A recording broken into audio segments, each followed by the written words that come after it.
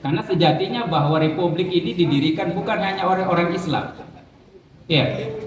Jadi kita ini adalah satu kesatuan. Di situ ada Islam, kemudian ada Nasrani, ada Buddha, ada Hindu, dan itu adalah menjadi satu kesatuan dari Sabang sampai Merauke.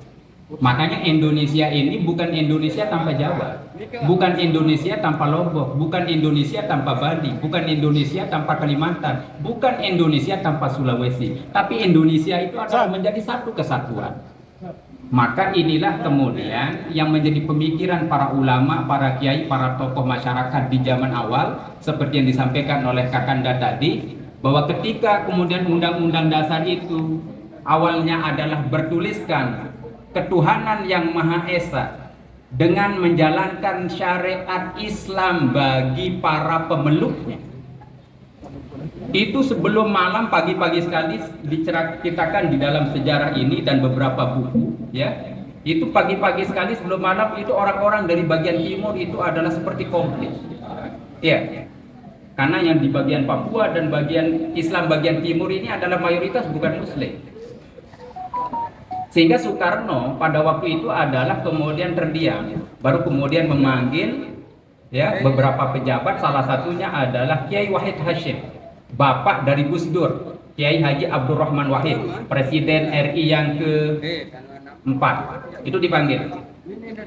Kemudian ditanya sama Pak Karno, kira-kira siapa yang berani mencoret 7 kata di dalam pembukaan Undang-Undang Dasar itu, yakni kata-kata ketuhanan yang Maha Esa, kemudian di situ ada 7 kata, dengan menjalankan syariat Islam bagi para pemeluknya. Orang semua terdiam. Siapa yang berani mencoret? Karena kita adalah mayoritas Islam di sini, Pak Lurah. Ya.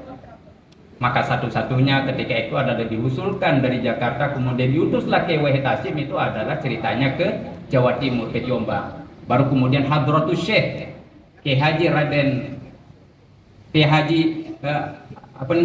Kiai Haji Hasyim Asy'ari melakukan istikharah, baru kemudian mencoret 7 kata itu. Dicoret dengan menjalankan syariat Islam bagi para pemeluk. Itu adalah demi keutuhan dan persatuan negara kesatuan Republik Indonesia. Itu ada maslahah yang dipikirkan di situ. Ya.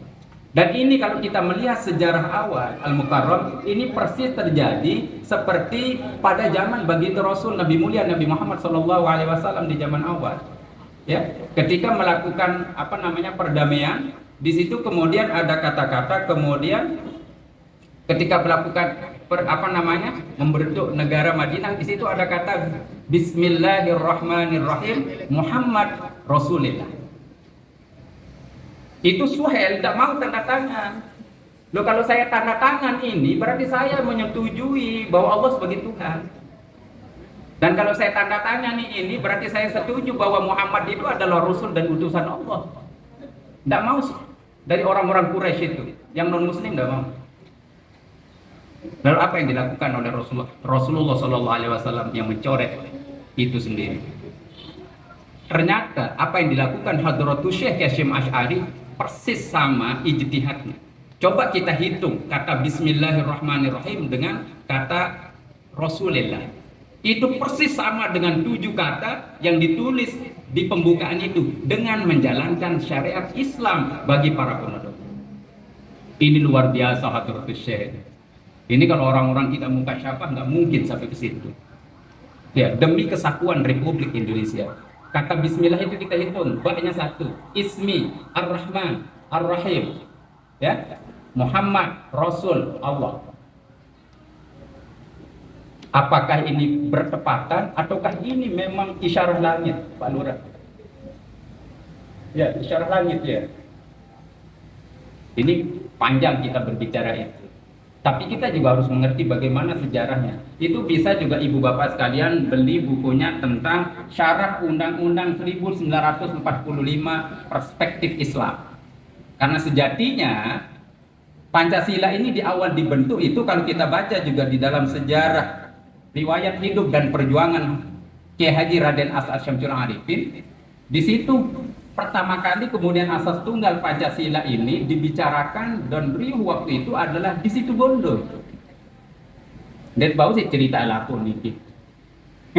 Jadi di situ, ya, sehingga ada beberapa kesimpulan yang dihasilkan dari pembicaraan itu, ya, karena salah satunya misalkan di situ bahwa dikatakan bahwa Pancasila sebagai dasar falsafah negara bukanlah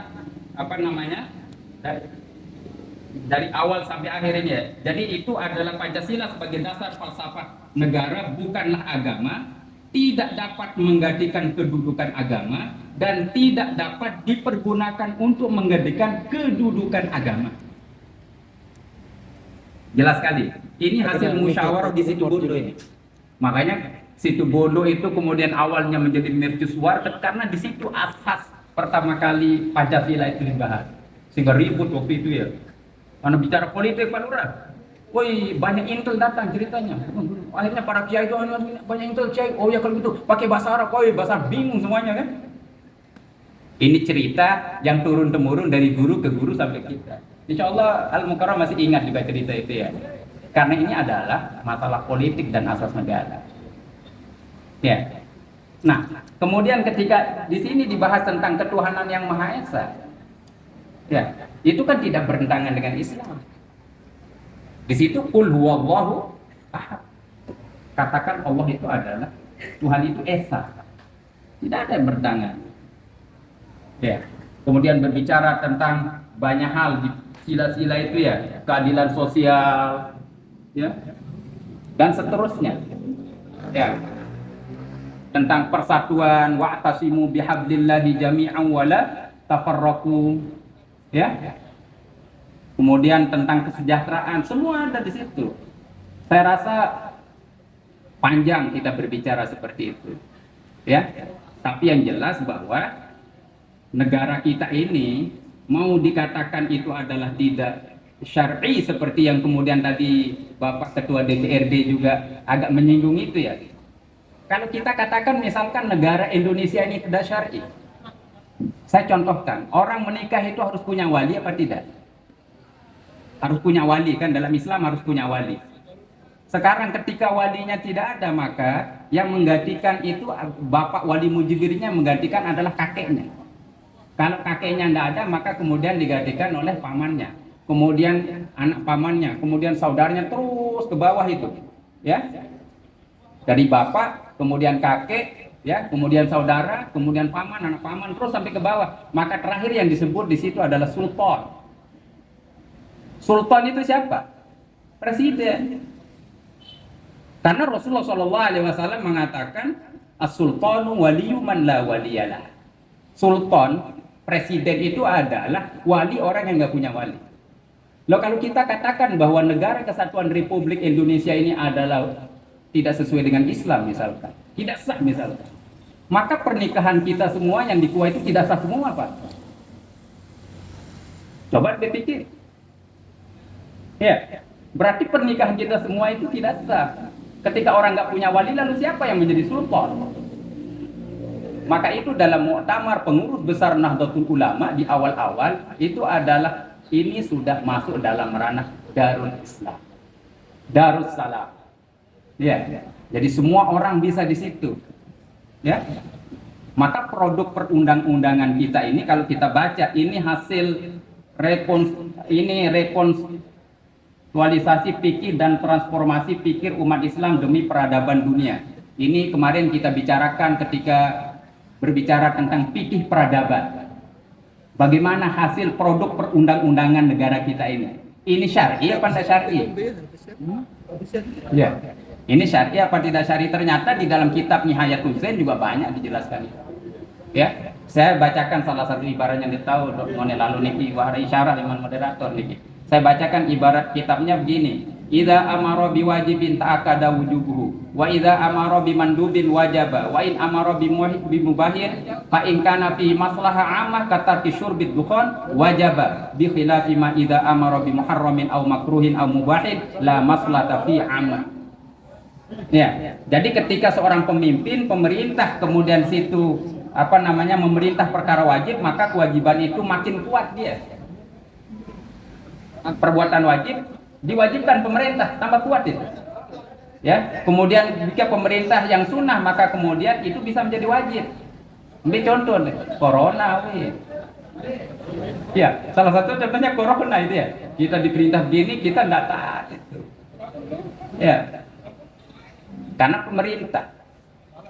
Maka produk perundang-undangan kita, kalau kemudian itu adalah apa namanya tidak bertentangan secara substansi dengan Al-Quran dan As-Sunnah, sejatinya itu juga syar'i juga itu kan.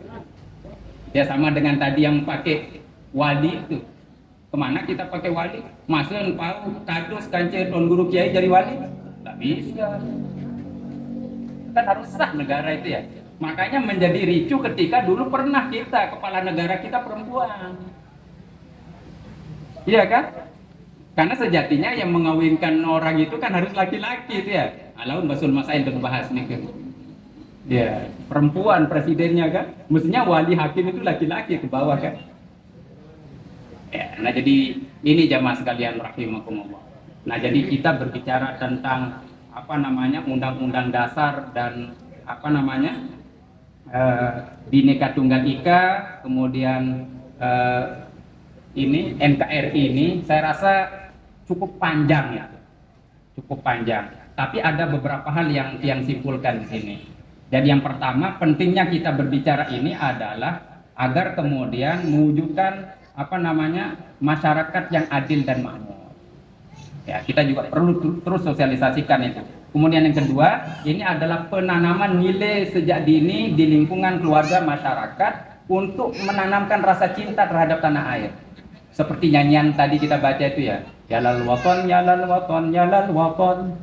Hubbul waton minal iman. Cinta tanah air itu bagian dari iman. Ya. Jadi cinta tanah air. Nah, jadi itu makanya dulu siapa Bung Tomo ya? Saya Bung Tomo ini yang ini ketika di sini ya ketika tanggal berapa di Surabaya itu ya 10 November itu kan minta fatwa kepada para kiai, termasuk di situ ada Kiai Wahab Hasbullah, ada Hadrat Syekh Kasyim Asy'ari ya, minta fatwa bagaimana hukum berjihad melawan penjajah. Maka apa fatwa para ulama, para kiai itu? Jawabnya adalah wajib berjihad dan wajib membantu orang yang berjihad jika radiusnya berada di kisaran 940 km dari jarak pertempuran. Barulah kemudian besok paginya Bung Tomo mengumandangkan itu. Arek-arek Surabaya itu. Itu sejatinya para kiai di belakangnya Pak. Sehingga para kiai, para santri, para ulama, masyarakat Jawa Timur khususnya itu bergerak semua. Kenapa? Karena itu adalah jihad fisabilillah. Mati sabilillah. Bayangkan kalau tidak ada fatwa resolusi jihad Nahdlatul Ulama yang ini, mungkin para kiai, para santri, masyarakat tidak mau bergerak, ngapain mati konyol. Ini penting untuk kita tahu sejarah. Makanya syukur alhamdulillah Pak Lurah. Sekarang ini ketika sudah ini resolusi jihad tanggal 24 Oktober ya, itu sudah menjadi hari santri. Jadi hari santri kita. Jadi alhamdulillah, jadi banyak kalau kita berbicara tentang republik niki jamaah ya. Tapi paling tidak bahwa kita ini adalah satu kesatuan. Kalau ini nanti jadi negara Islam seperti yang diinginkan, kita mau ke Bali aja pakai paspor Pak. Ke paspor kan? Mau ke Jawa pakai paspor inilah seri sengke, tolang koma kupi. Nah, jadi ya, jadi banyak sekali tentang hal-hal yang perlu kita bicarakan, tapi tidak mungkin kita bahas semuanya ya. Tapi terakhirnya nanti sila kelima apa bilangnya? Keadilan sosial bagi seluruh rakyat Indonesia, yaitu tujuan negara pasti ke situ. Walaupun masih terjadi ketimpangan di sana sini, ya itulah yang perlu kita perbaiki secara bersama-sama. Tidak bisa negara saja. Dan negara walaupun salah, walaupun zalim sekalipun tidak bisa dilengsarkan Pak. Itu dalam Islam. Kalau nggak percaya silahkan buka tafsir Ibnu Katsir ketika berbicara tentang apa itu Ustaz kemarin tafsirnya ya, ketika Allah ingin menjadikan apa namanya Adam sebagai khalifah Itu kan malaikat seperti seakan-akan dia ngusul gitu ya. Ya, kami yang selalu baca tasbih dan duduk kok tidak kami katanya. Dan di tafsir itu coba pelunggu baca, di situ ternyata pemerintahan yang sah tidak bisa dimakzulkan. Ini gede-gede demo doang. Makanya para kiai, para ulama itu di pesantren itu udah demo Pak. Caranya bagaimana? Itu adalah mendatanginya secara dakwah dengan bagus ke situ. Seperti pernah juga dilakukan Hadratus Syekh Kiai Raden As'ad Syamsul Arifin ketika berbicara tentang semua agama sama itu. Ya, semua agama sama dan benar, itu pernah terjadi itu ya. Ya, itu Ki As'ad langsung ke Jakarta itu. Ya, langsung ke Jakarta dan itu dokumennya ada di sini. Ya, kemudian baru diterima oleh Soeharto dengan baik itu. Jadi semua agama benar dan baik menurut penganutnya masing-masing. Selesai kan? Nggak usah harus ribut-ribut. Nah, itu sejarah kedua perjuangan Kiai Haji Raden As'ad Syamsul Arifin. Dan dia sering keluar masuk penjara Pak. Ya, keluar masuk penjara, dibom. Kalau bom itu ceritanya dulu jadi lende. Itu amalannya apa? Roti bul haddad katanya. Kalau mau percaya coba saja gitu. Ya, sejarah kita orang-orang dulu kan sama, pasti punya spiritual itu ya. Agama masing-masing punya itu. Mau Nasrani, mau Hindu itu ya. Jadi kalau ya ini saya rasa mungkin kan nggak bisa kita bahas semuanya, tapi intinya nanti adalah keadilan sosial bagi seluruh rakyat Indonesia. Saya yakin bahwa negara adalah pasti akan memikirkan kebaikan warganya. Makanya kaedah yang perlu dipegang oleh Pak Lurah, oleh anggota dewan. Jangan kita yang pegang kaedahnya. Apa kaedahnya? Tasarruful imam 'ala ar-ra'iyah manutun bil maslahah. Kebijakan seorang pemimpin terhadap rakyatnya harus berorientasi terhadap kemaslahatan rakyatnya. Jangan kita yang pegang ini, biar Pak Lurah, biar nanti kita dapat sumbangan.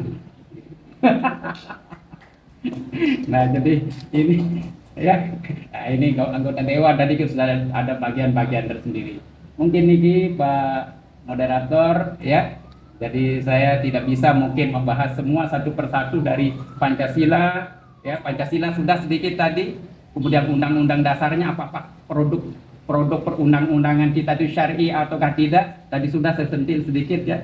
Kemudian yang lain-lain tentang Bhinneka Tunggal Ika, bahwa kita ada beda-beda tapi tetap sama ya. Jadi Indonesia ini satu kesatuan. Mari kita sama-sama saling menjaga ya, bertoleransi, terutama kita yang ada di Kota Mataram. Kita ini kan berdekat-dekatan Pak ya, ada Nasrani, ada Hindu, ada Muslim itu.